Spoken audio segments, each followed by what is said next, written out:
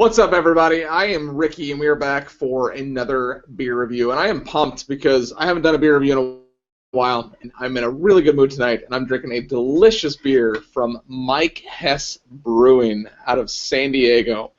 And Mike Hess Brewing is a brewery that's not willing to challenge the status quo, so to speak. They're always releasing new things and new ideas and new styles, and I kind of compare them to Dogfish Head a little bit in terms of the styles of beers that they're doing.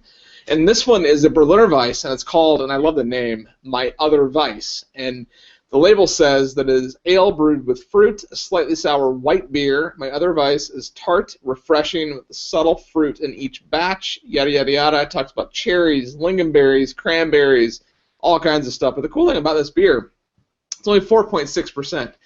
And I wanted a lower ABV beer, which I am glad that I had one of these in the fridge because I got a couple of barrel-aged stouts. I've got a Cascade beer that it's like 14%. So I wanted something light and refreshing, and it is. It is light, and it is refreshing. And it's a style that I like, especially, it was 110 degrees today, so it was hot. And I wanted something that was light, easy to drink, low ABV that would just get me through the next couple of hours before dinner. And the Berliner Weiss is a style that I like I like the style a lot, and I think that I compare it to like a Goza a little bit because you get a hint of what a Goza does with like the salt tartness around the sides of my palate.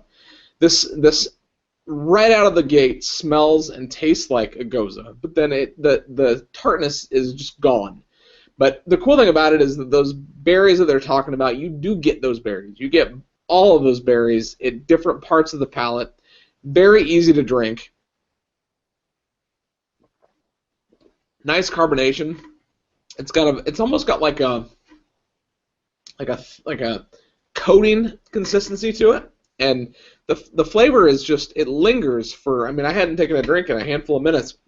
The flavor just lingers. It just hangs on the palate, and and Mike Hess, and it's interesting because here in Phoenix, Scottsdale, we have Hess Brewing Company.